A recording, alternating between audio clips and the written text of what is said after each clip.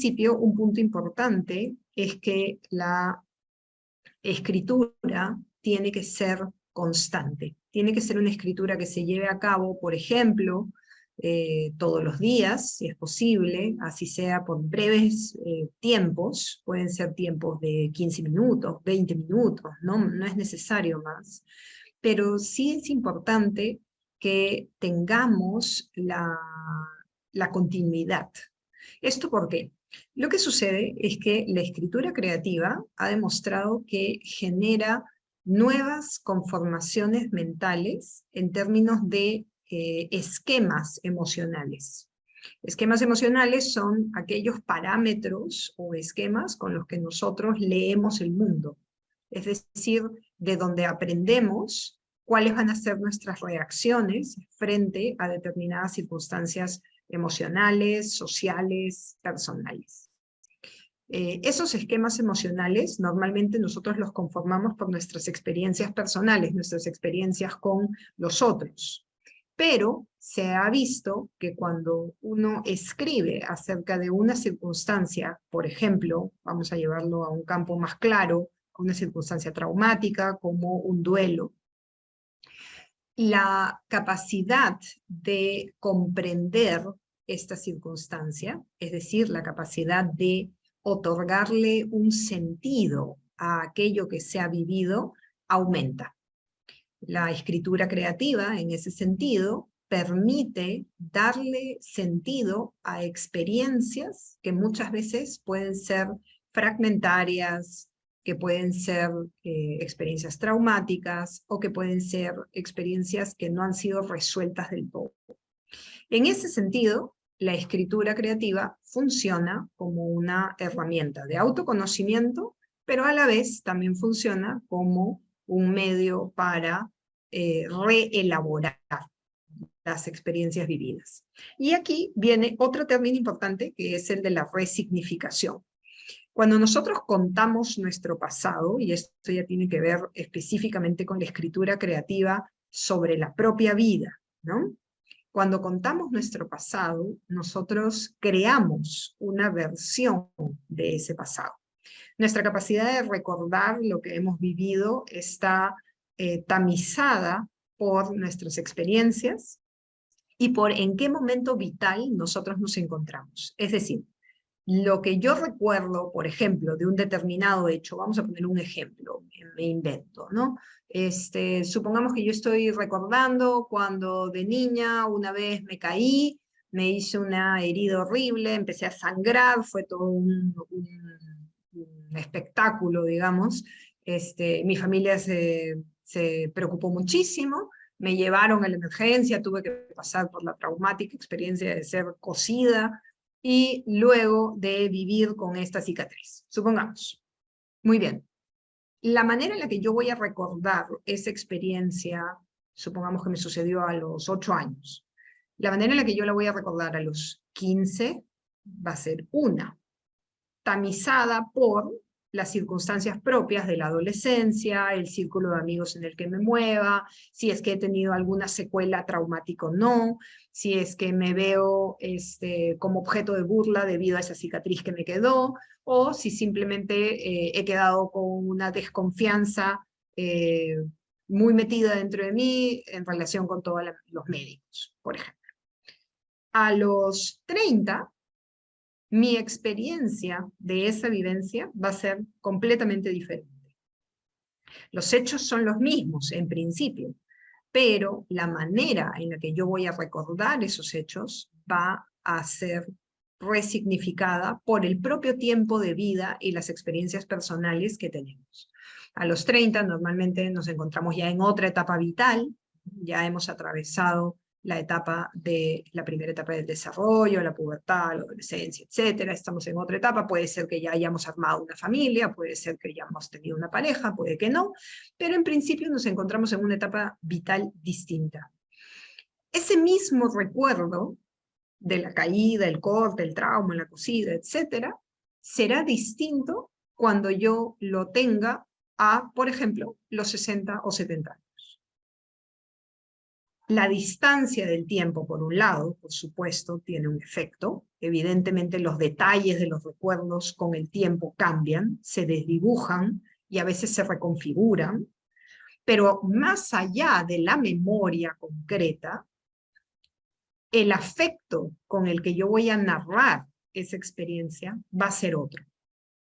Cuando nos encontramos en una siguiente etapa de nuestra vida, en donde normalmente se tiende a rememorar, a mirar el pasado, a recordar el pasado, hay probablemente una capacidad reflexiva y una distancia emocional suficiente como para entender aspectos de esa vivencia que no hemos entendido en un primer momento o en un segundo momento. En ese sentido, tenemos una resignificación en cada una de las etapas de nuestra vida de los recuerdos que vamos acumulando.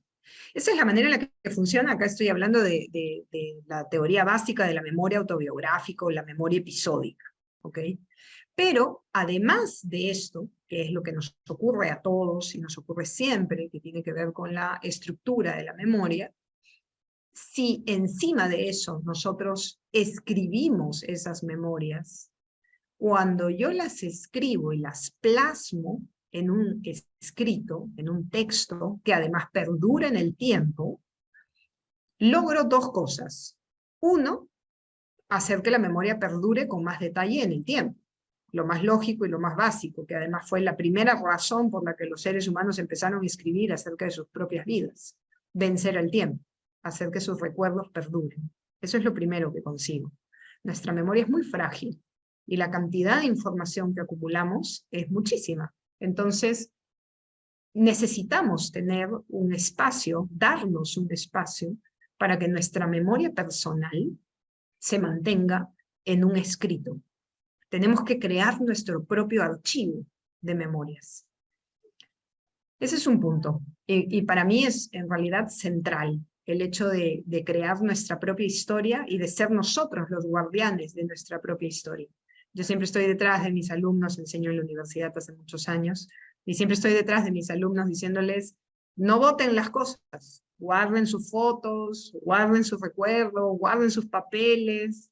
Enseño un taller de creación literaria a los chicos de educación, por ejemplo, educación en lengua y literatura, y en ese taller les digo, todo lo que ustedes escriban en este taller, guárdenlo. Eso se tiene que atesorar. Y si tienen escritos de cuando eran menores, más aún. Y guarden también los pequeños recuerdos en términos de objetos. De hecho, un ejercicio que me gusta hacer mucho es eso, es hacer una biografía de un objeto cercano. Ese es uno de los ejercicios que de hecho haremos en el taller que ya viene pronto. Pero bueno, ¿cuál es el segundo punto? Además de atesorar la memoria y tener ser guardianes de nuestro propio recuerdo, cuando escribimos sobre nuestros recuerdos, logramos tener una mayor distancia del recuerdo que hemos tenido. Como hemos hecho un trabajo adicional a solo escribir, porque también hay un trabajo de rememorar, hay un trabajo de buscar elementos físicos, objetos, videos, fotos, que nos hablen de esa etapa que estoy tratando de recordar o de ese recuerdo puntual. Como hay estos elementos adicionales, entonces nuestra memoria también se abre y empezamos a recordar cosas que no recordábamos. Con lo cual, hacemos una suerte de, llamémoslo, no sé, relación libre flotante, tipo sesión de psicoanálisis, en donde simplemente empezamos a enlazar un recuerdo con otro.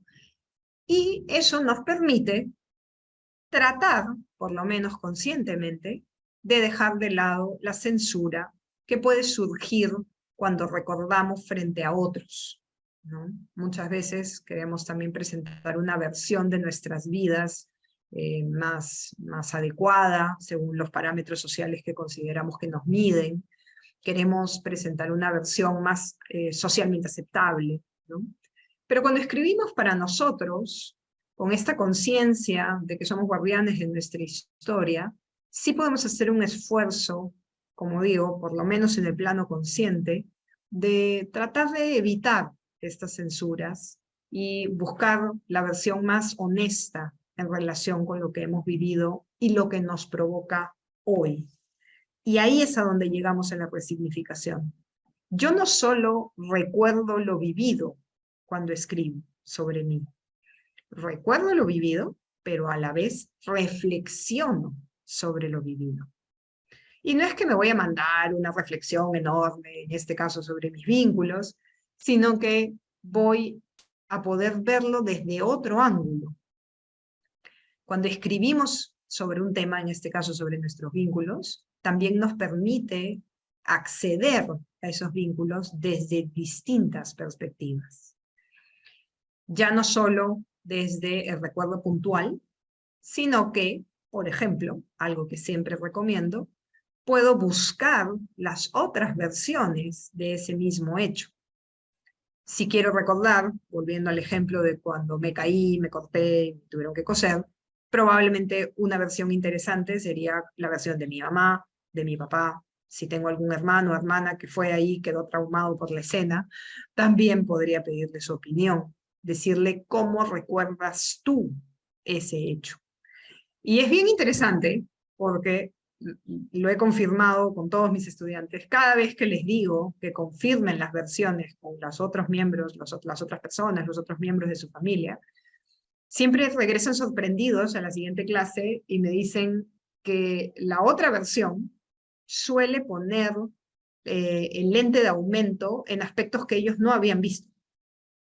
Entonces, esa caída que para mí estuvo centrada en el dolor que sentí y el temor que me generó, puede haber sido vista desde el punto de vista de mi mamá, por ejemplo, como el dolor tan grande, en este caso emocional, que le genera ver a su hija en esta situación.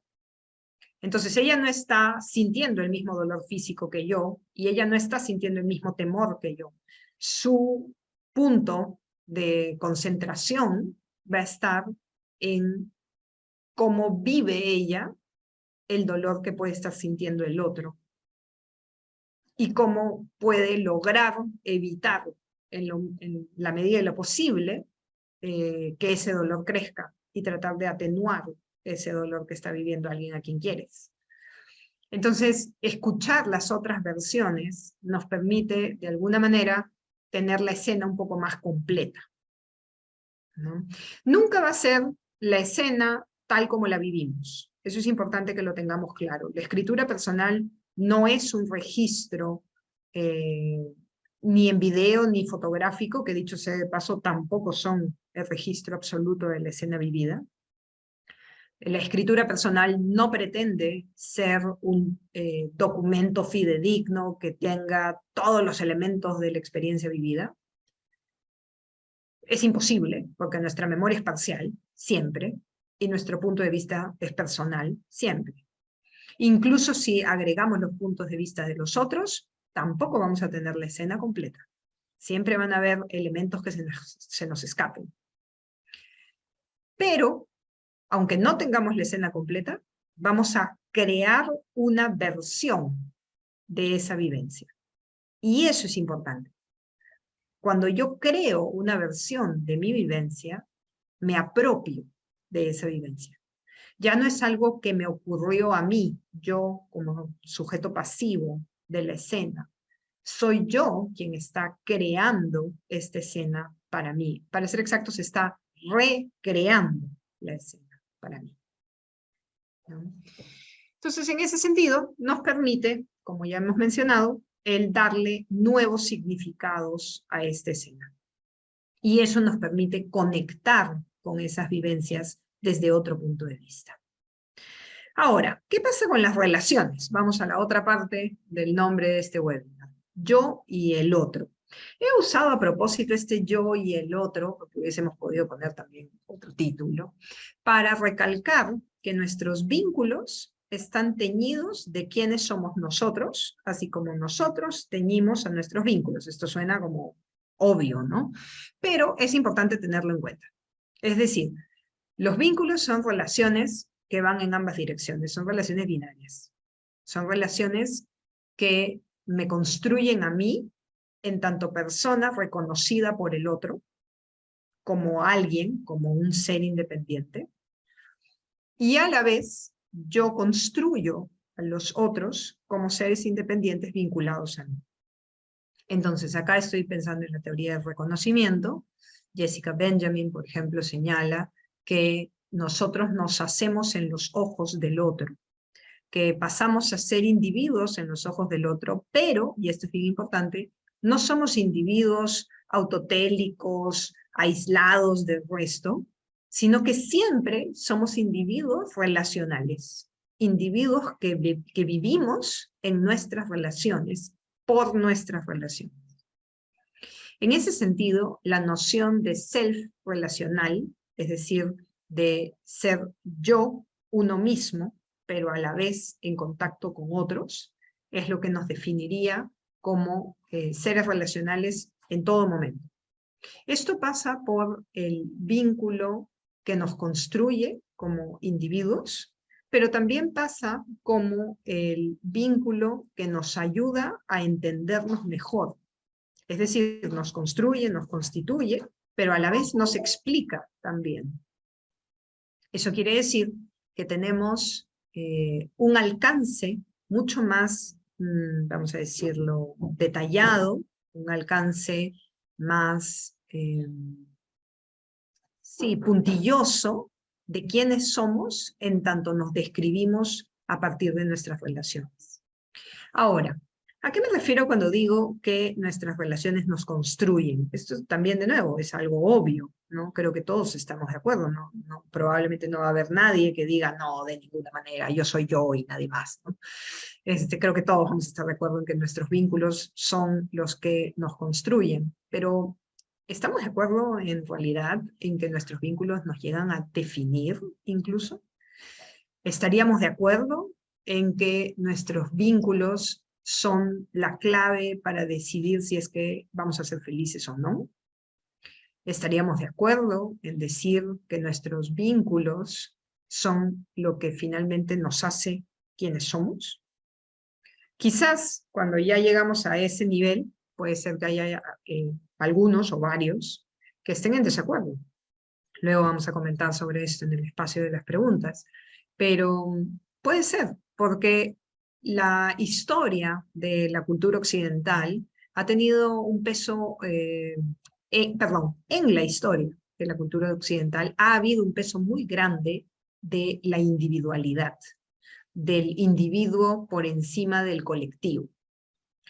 Esto estamos hablando pues desde Descartes, ¿no? En adelante. Entonces, esta idea del yo autónomo, que también ha teñido, por supuesto, las teorías psicológicas del desarrollo durante mucho tiempo, la idea de que el niño pasa de una etapa infantil a una etapa más desarrollada en el momento en el que se separa de la madre, ¿no? La teoría de la separación-individuación, la idea de que el niño es uno en el momento en el que se vuelve autónomo, se vuelve independiente, el peso que tiene en nuestra cultura la independencia, hace que nos olvidemos de que todos esos logros son siempre en la red de vínculos que nos rodean. No podemos desprendernos de esos vínculos.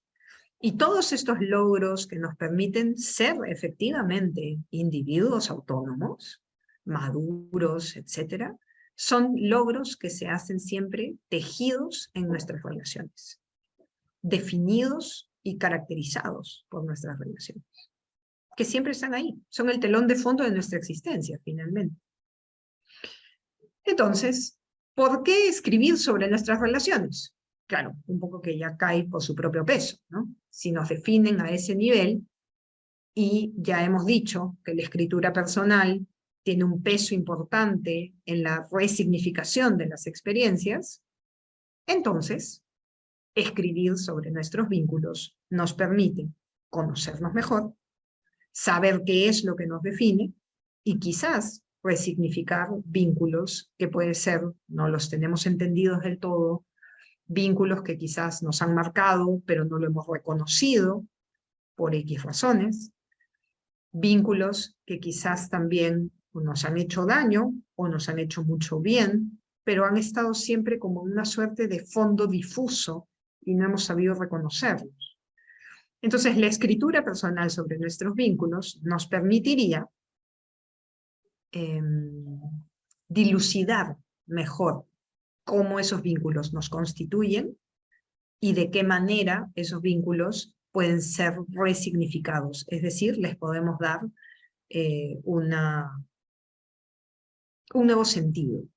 Un nuevo sentido desde nuestras coordenadas actuales, por supuesto. Si ustedes hicieran este ejercicio de escritura personal sobre sus vínculos de acá a 20 años, los resultados serán totalmente distintos, como ya hemos establecido. ¿Sí? Muy bien. Quiero pasar primero a la dinámica que tenía preparada para ustedes hoy, y luego voy a dar un espacio. Por favor, todas sus preguntas, manténganlas, escríbanlas para que no las perdamos, pero sí quisiera que con todo esto que hemos compartido, pasemos esta pequeña dinámica, ¿sí? Les voy a mandar un enlace por el chat en este momento, y les pido que por favor ingresen. Es una presentación dinámica en la que ustedes van a poder intervenir, ¿sí? Voy ahora a compartir mi pantalla para que vean lo mismo que yo estoy viendo. ¿Qué es esta presentación?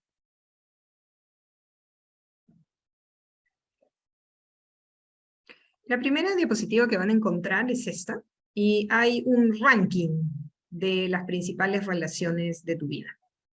Lo que les voy a pedir es que las ordenen. Se darán cuenta que ustedes las pueden mover. Díganme, por favor, si hay algún problema técnico y no funciona, ¿no? Pero en principio, ustedes pueden mover estas relaciones para colocarlas en el orden que ustedes consideren. Si hay alguna que para ustedes no es relevante, no es tan importante, simplemente déjenla para el final, para el sexto lugar, y las más importantes colóquenlas en el orden establecido. Sí, relaciones de la vida a la fecha de hoy. Sin embargo, Heiner, es importante la pregunta que haces. Yo normalmente tiendo a señalar que nuestras principales relaciones suelen ser aquellas que nos fundaron en la vida, es decir, aquellas que nos acompañaron en nuestros primeros años de vida, para que lo tengan en consideración. Puede ser que por las circunstancias propias de nuestra vida, nuestra pareja, por ejemplo, sea nuestro vínculo principal ahora, y que quizás nuestras relaciones parentales hayan perdido peso. Eso ya dependerá de las coordenadas personales de cada quien. Pero sí, la idea es, hoy, si tú miras hacia atrás en tu vida, a lo largo de tu vida, ¿quién consideras que sería tu principal relación? Voy a dar unos minutos por si quieren todavía modificar. Cada uno puede hacer una votación.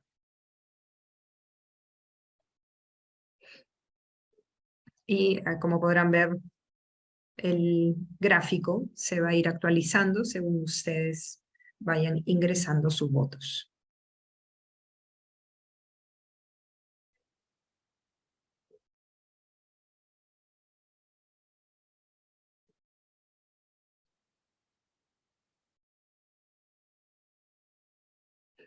Excelente, Ana María. Perfecto. Colócalo como te parezca más adecuado. Así es. Está muy bien.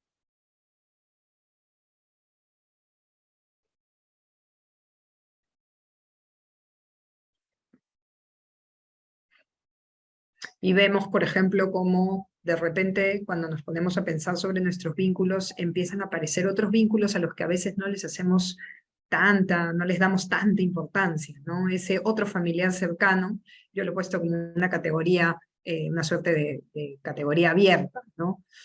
Pero sí, efectivamente empiezan a aparecer tíos, primos, hermanos que pueden tener alguna relación con nosotros muy fuerte. De ya todos los años que vengo dictando talleres de creación, me he encontrado con varias historias de vida en las que, por ejemplo, la prima es prácticamente la hermana mayor, o el tío o la tía es quien los ha criado y por lo tanto cumple el rol de padre o madre. en la vida de alguien. Por eso es que coloco siempre esta categoría, porque sí me he dado cuenta de que realmente nuestras historias de vida son siempre muy complejas y dependiendo de las circunstancias de cada una puede suceder que algunas de estas relaciones a las que a veces no les damos mucha importancia, de hecho por eso las llamamos, ¿no? Familia extendida, este eufemismo maravilloso, y sin embargo pueden tener un rol central. Muy bien, creo que más o menos estamos ya quedando. Entonces vemos que los padres aparecen en primer lugar, seguidos de nuestra pareja. Como mencioné hace un momento, el hecho de que los padres aparezcan primero no es sorprendente.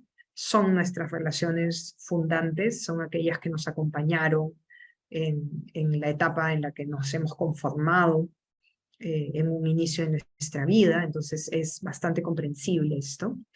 Que aparezca nuestra pareja es también comprensible. De hecho, llega un momento en nuestra vida en que nuestra pareja se convierte en nuestra familia cercana. Es quien más cercano se encuentra con nosotros, especialmente cuando los padres pueden ya haber fallecido, por ejemplo, o ya se encuentran mayores. Nuestra pareja es este referente que nos acompaña, ¿no? Y es importante igual siempre notar, abuelos y abuelas pueden tener también un rol importante en nuestras vidas. Muy bien. Segundo, pero un comentario por acá. Efectivamente, Sebastián. Sebastián señala en el chat si podría ser quizás el vínculo principal una amiga o un amigo, ¿no? O si netamente tiene que ser un familiar para la dinámica. Ok, para la dinámica, en principio yo he pensado en familiares, ¿sí? Por eso, como verás, las categorías que estoy utilizando son todas de familiares. Sin embargo, es verdad que puede suceder que amigos muy cercanos se conviertan en nuestros vínculos principales.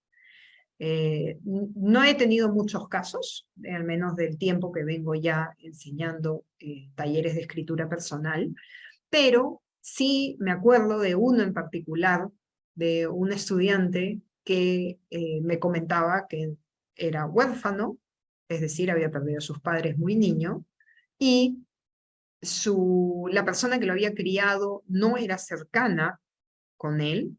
En ese momento no tenía pareja, era joven, era un chico de la universidad, y por lo tanto, para él, su vínculo más cercano era su mejor amiga, era una amiga. Y ya está, eso sí puede suceder, ¿no? En aras de la dinámica y para mantener determinados parámetros, lo he restringido a familiares, pero sí, efectivamente los amigos pueden también tener un rol central. Muy bien, vamos a avanzar ahora y en la siguiente diapositiva, permítanme que me ubique aquí, que tengo que reducir esto. Ok, ahora sí. Qué bueno que no avance. Acá está, ya. Lo que les pido es lo siguiente. Escribe 3 palabras que caractericen el vínculo sobre el que quisieras escribir. Claro, parece que hay algunos que han escrito acá derivados de la primera pantalla. Acá ya no vamos a pensar en los miembros de nuestra familia, vamos a dejarlo porque ya lo han escrito, no hay problema. Lo que quisiera que hagan ahora es más bien buscar características, es decir, cómo caracterizan ustedes esos vínculos que han colocado en primer, segundo, tercer lugar. Si desean, concéntrense en el del primer lugar, por ejemplo. O piensen en cuál sería, de los vínculos que han ordenado en la primera diapositiva, el vínculo sobre el que ustedes quisieran escribir. Obviamente pensando en el taller, ¿no? ¿Cuál sería el vínculo sobre el que quieren escribir? ¿O cuál es el vínculo más importante, el que han puesto en primer lugar? Y escriban 3 palabras que caractericen ese vínculo. 3 palabras.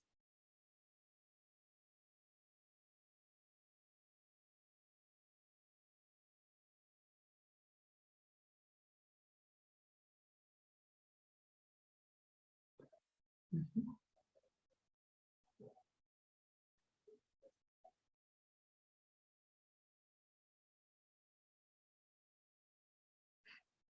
Muy bien. Vamos a dar un tiempito porque esto sí hay que pensarlo un poquito más.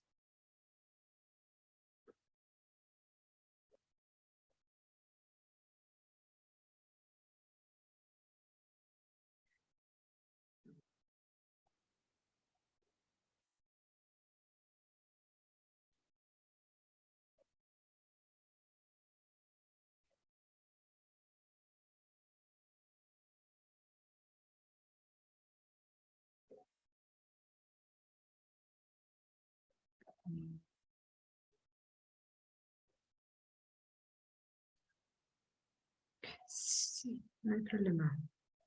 Ah, perdón un segundo.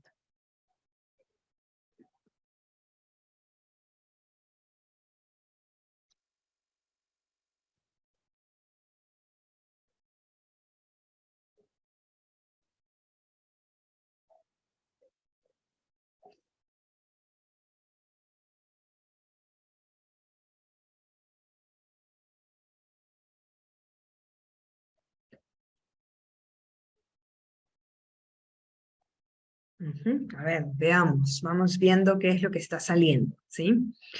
Y acá quiero que se den cuenta de todo el espectro que aparece en relación con nuestros vínculos, ¿sí? Veo, dicho sea de paso, las palabras que salen más grandes son palabras que han aparecido repetidas, es decir, más de una persona las ha colocado. Entonces acá vemos claramente que solidaridad y confianza son dos palabras importantes, ¿no? Son dos palabras que definen este vínculo. Pero también encontramos otras que acompañan, que puede ser, por ejemplo, en el espectro, vamos a llamarlo positivo, de relaciones que nos acompañan, incondicional, real, me ha gustado mucho eso, llamar a un vínculo como un vínculo real, porque eso quiere decir que reconocemos la existencia de vínculos irreales, de vínculos que realmente no lo son. Eso es importante. También se puede entender un vínculo real como aquel vínculo que, eh, que consideramos que sí existe, porque tiene un peso en nuestras vidas. Es un vínculo que tiene un impacto en nosotros, ¿no? Vemos también amable, amistad, muy bien. Vemos lealtad, afecto, orden, interesante. Ajá, y hay algunos más. Vemos orden, interesante caracterizar a un vínculo como ordenado, ¿no? Me llama la atención, pero es claro, es totalmente rico porque tiene muchos sentidos eso. ¿Orden en qué sentido? ¿No? Ahí hay bastante que se podría, por ejemplo, empezar a profundizar. Sacrificio también, intensidad, eso es interesante también, ¿no? Reconocer un vínculo como intenso. Un vínculo intenso puede ser muy positivo o muy negativo. Ahí hay también de nuevo bastante eh, por explorar. Me ha gustado mucho claroscuro. Es una manera distinta, podríamos decir incluso poética, de describir un vínculo, ¿no? Me hace pensar Buenas inmediatamente... noches. ¿Le puedo hacer una pregunta breve? Sí. Mire, es respecto a ese término intensidad. Hoy por hoy muy en boga, en verdad, y yo también soy docente y a veces con la connotación que se da, es una connotación irreal. O sea, yo siento a veces que es una palabra de moda, como le valga la redundancia, en la que con esto se quiere motejar quizás la pérdida de algo más trascendental, ¿no? No sé, es solamente una opinión. Ok, muchas gracias. Sí, puede ser, podría ser. Tendríamos que ver ahí qué es lo que está vinculado con ese término, ¿no? Efectivamente. Y hablando de claroscuro, me gusta porque es un término muy poético que me parece que inmediatamente, al menos a mí, me hace pensar, de hecho me lleva a pensar en ambivalencia. y cómo a veces nos cuesta mucho reconocer una relación ambivalente. Y también, hay que decirlo, el daño que puede hacernos una relación ambivalente, ¿no? Una relación ambivalente, una relación, por eso yo la relaciono con claroscuro en ese sentido, porque puede tener momentos de mucha intensidad y cercanía, y momentos en los que nos puede hacer mucho daño. Entonces, ese término me llamó la atención. Y luego tenemos también, por supuesto, vínculos como todos, lejanos, frío, un vínculo frío, que son vínculos duros, ¿no? Son estos términos que nos hacen pensar en relaciones a veces fundantes y que nos dejan la presencia tan marcada de ese vínculo en nosotros y en quienes somos, ¿no? Me llama la atención limpieza. Interesante describir un vínculo como un vínculo limpio, ¿no? Lo podemos vincular con orden también. Hay algo ahí que nos hace pensar en estos vínculos muy organizados, pero que quizás también pueden ser un poco parametrados, ¿no? Habría que ver, de nuevo, todas las aristas de sentido que pueden tener estas palabras, ¿no? Muy bien, esta era la dinámica que quería compartir con ustedes. No quiero que se nos pase el tiempo. Pucha, realmente les recomiendo que tomen nota de estas 3 palabras que han colocado en relación con este vínculo en el que están pensando.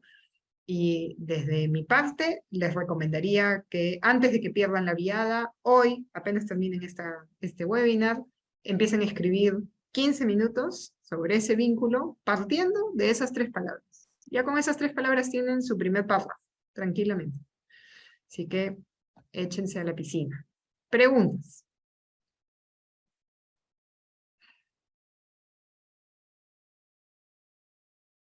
¿Algún comentario?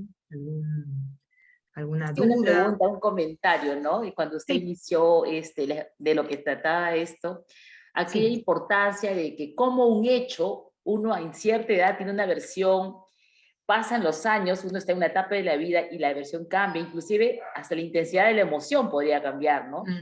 Yo creo que de ahí se dibuja ese talento en algunos escritores de mantenernos pues en vilo y mantenernos en una emoción, ¿no? Cuando uno lee, disculpe, mi mascota.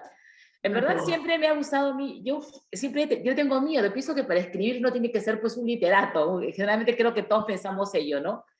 Pero No. ya últimamente en eso que voy agarrando algunos libros, encuentro un sabor especial en algo más sencillo, en aquello que usted narra como disculpe, una narrativa propia, ¿no? Me encantó lo que ha dicho. Qué bueno, qué bueno. Fabiola, ¿verdad? Sí. Sí, sí, soy Fabiola. Muy bien, qué bueno, Fabiola. Sí, Ana María, cuéntanos. Hola, ¿Qué tal? sí. No, ¿cómo estás? Mucho gusto. Me parece muy, muy interesante la presentación que has hecho. Yo me pregunto, o sea, digamos, esto como escritura creativa no necesariamente es escritura terapéutica, pero entendería que podría servir para eso. O sea, digamos,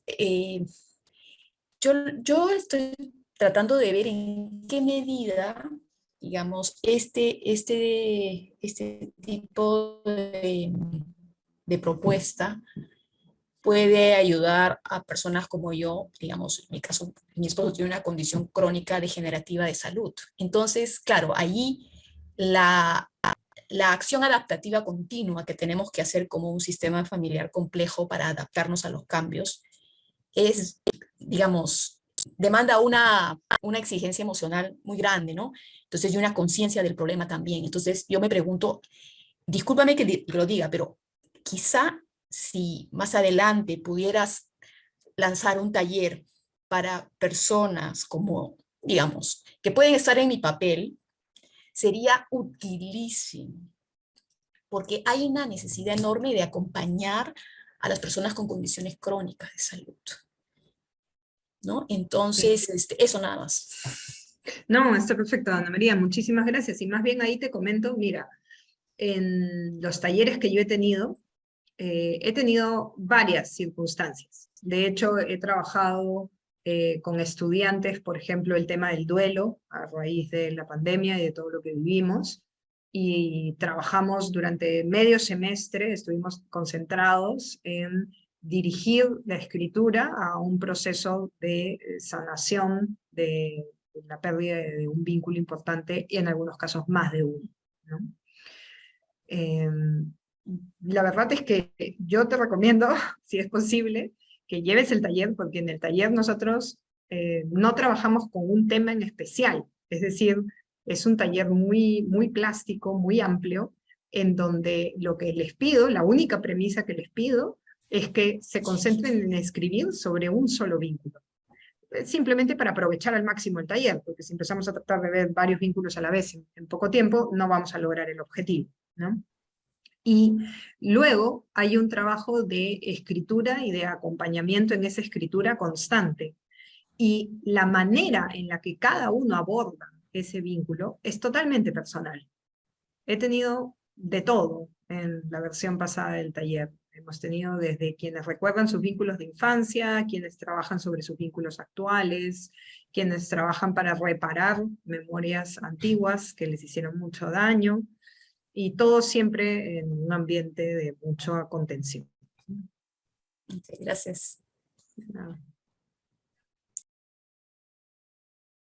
No sé si hay algún otro comentario o pregunta sobre lo que hemos estado comentando al inicio, acerca de la escritura personal. Si alguien quiere comentar también, si por ejemplo ha tenido alguna experiencia de escritura personal, cuál es su experiencia personal sobre ello, también adelante, por favor.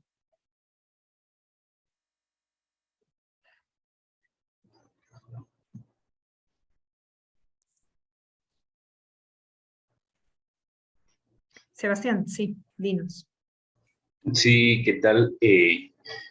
Yo comencé a escribir una historia de autoficción, bueno, busqué cómo se llama el género, un poco es estilo biográfico, autobiográfico, pero también cargado del lado del género de ficción. Y bueno, ha sido una experiencia de tratar de dar respuestas a mis propias preguntas. Yo siempre he recordado con nostalgia mi etapa de la secundaria, entonces siempre preguntando, bueno, ¿qué pasaría así? ¿Qué pasaría así? Y la verdad que de cierta manera pongo lo que he vivido, pero bueno, luego pongo con lo que yo hubiera hecho, con mis conocimientos de ahora, ya 10 años después, y creo que ha sido bastante oportuno escucharlo también con tus palabras, lo que iba sintiendo, o sea, esa resignificación que uno le da, y también cómo uno se va reconociendo en esa escritura. La verdad, un ejercicio que ha sido bastante terapéutico, liberador, algo que quizás no sale de otra manera, pero que una terapia personal, digamos, autodirigida, que va a su ritmo, que también va también sacando algunas cositas no trabajadas, y que al menos uno le va poniendo nombre. Creo que darle forma o ponerle texto a aquello que ha sido inefable por bastante tiempo es bastante liberador también, y agradecerte pues todo como lo has sabido mencionar también aquí, justamente en el tema de la subjetividad, el límite también. No, yo estudié filosofía en la Ruiz, y también está este escepticismo, digamos, a qué es lo real, o si lo que nos está ocurriendo en verdad es de esa manera, pero vemos también la importancia de ponerle la impronta personal a aquello, y sobre todo creo que la importancia de escribirlo, porque uno va, creo que, construyendo la verdad, no la verdad en mayúscula, pero sí una verdad que me ayuda a encontrarme a mí mismo. Así es, Sebastián, tal cual, sumamente bien puesto, ¿no? Es la idea de ir construyendo una verdad propia, y sobre todo, como mencioné, una verdad propia del momento en el que nos encontramos ahora, ¿no? Eso es sumamente interesante. De hecho, en el taller, una de las cosas que yo siempre recomiendo es investigar mucho las fuentes. Es decir, para escribir sobre uno mismo hay que tratar de tener toda la información posible. Es un trabajo de arqueología de nuestra propia vida. Los mando a que se vayan a bucear a sus archivos, y a partir de ese trabajo que está anclado en la realidad, explorar las distintas formas ya de creación, las distintas formas de escritura que le pueden dar a ese trabajo que está anclado en la realidad. Entonces, es un trabajo de creación literaria, pero a la vez tiene esta base en las vivencias propias y en los documentos que podamos haber guardado, en las versiones concretas de nuestra vida, en nuestros recuerdos y los recuerdos de los otros. Entonces tiene un peso muy, muy fuerte en la realidad vivida. Y, por supuesto, puede tener un efecto terapéutico, algunos lo ha tenido, otros lo hacen por el placer de escribir. Ahí al final ya depende de qué es lo que cada uno está buscando, ¿no? Efectivamente. Muy bien. Si no hay nada más, entonces yo creo que ahora sí estamos en la hora, me parece, ¿no, Mirela? Sí, muchas gracias, Sandra. De nada. Muchas gracias a todos. No sé si hay alguien más que quiera compartir una pregunta, un comentario, puede ser por el chat o por... Una pregunta. Sí. Yo he participado en algún otro espacio así también, digamos, de escritura libre, Ujú. y me pregunto cómo es en el formato para compartir, porque yo he aprendido mucho compartiendo, mirando la cara a las personas. Entonces, yo sé que este es un tema finalmente, digamos, cada uno elige la privacidad, pero me pregunto yo, o sea, las personas que en tu experiencia, Sandra, que se han apuntado, sí prenden sus cámaras, sí nos podemos ver, porque si Sí. vamos a entregarnos a no sé, son un mes, creo, ¿no? A producir un texto, lo vamos a compartir. Yo he aprendido mucho escuchando a otros que han compartido lo que han querido, poco, mucho, poquito, nada, no sé. Ujú. Pero es en ese intercambio, en ese compartir, en ese abrirse al otro, en donde uno aprende y comparte la humanidad. Y entonces lo que a uno le pasa no es lo último, ni la tragedia, ni nada, porque ahí está en nuestra humanidad. Entonces yo me pregunto, a veces hay mucho pudor, porque no hemos sido formados para abrirnos nuestra intimidad, nos da vergüenza, miedo, sabe Dios, ¿no? Pero me pregunto cómo ha sido la experiencia, o sea, la gente, cómo es la interacción, porque a mí me gusta interactuar, escuchar también, y quiero aprender a escuchar con más atención, pero por eso me gustaría saber. Mira, ahí en el chat ya tienes una respuesta. Totalmente de acuerdo, te dicen. Y perdona que no abra la cámara, perdona que no abra la cámara porque estoy a punto de entrar a las clases, pero en verdad No te coincido plenamente con Ana María porque somos una red, los seres humanos actuamos, vivimos y sentimos en red, ¿no? Y obviamente siempre tenemos, no sé, cada quien es maestro del otro y viceversa. Gracias, qué bueno Ana María, la felicito. Mira, yo te cuento, Ana María. El taller es un taller, eso quiere decir que es absolutamente práctico. Por lo menos la mitad o más de las sesiones son lecturas de textos que todos han escrito. Y los textos se comparten entre todos, porque yo uso una herramienta digital que es el Padlet, seguro varios de ustedes lo conocen, que te permite, como una suerte de periódico mural, colocar los textos de todos a la vez. Entonces, todos leemos lo de todos. Ahora, la dinámica de las cámaras, siempre les pido que las prendan. He tenido la experiencia de tener un buen número de cámaras prendidas, lo cual me congratula mucho. Pero claro, al final es siempre la libertad de cada uno, porque yo entiendo que igual hay veces en que estamos en cuestiones de la vida en donde tienes que irte de un lado al otro, o tienes a tu hijo trepado encima, ¿no? No quieres que te vean, entonces es totalmente comprensible. Así que eso sí es dependiendo de cada quien. Gracias. No, gracias a ti. Muy bien. Creo que eso sí sería todo. Entonces eso sería todo. Gracias. Antes de terminar, quisiéramos compartir unos datos sobre el curso. Ya está pronto a iniciar. El curso se va a llamar Taller de Escritura Personal, Yo y el Otro. El curso inicia este 26 de septiembre al 23 de octubre. En total cuenta con 24 horas. Las clases van a ser virtuales, vía Zoom, todos los lunes y miércoles de 7 a 9 de la noche. El cierre de inscripciones es este 1 de septiembre. Primero de septiembre. Me parece Estamos, que no, hay sí, un error ahí. hay un error ahí. Pero aún las inscripciones están abiertas, así que pueden escribirnos al correo o al celular que se encuentra aquí. Igual lo voy a pasar ahora por el chat. Ahí está, para mayor información. Así que todos y todas están invitados, los y las esperamos. Muchas gracias, Sandra, por este espacio y esperamos que tengan buena noche. Gracias.